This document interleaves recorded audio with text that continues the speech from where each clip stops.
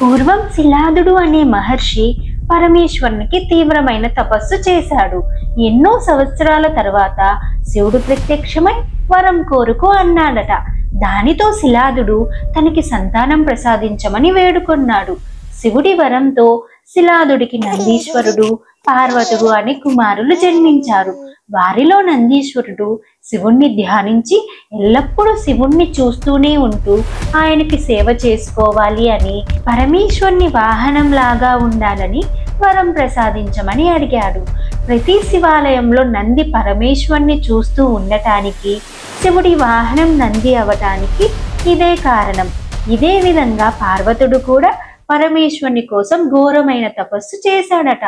తపస్సుకు మెచ్చి ప్రత్యక్షమైన శివుడితో పార్వతుడు ఈ విధంగా అడిగాడు.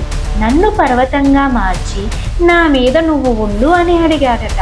ఇలా ఇద్దరికీ వరాలను ప్రసాదించిన తర్వాత శివుడితో పాటు కైలాసమంతా శ్రీశైలంలో వెలిశారు.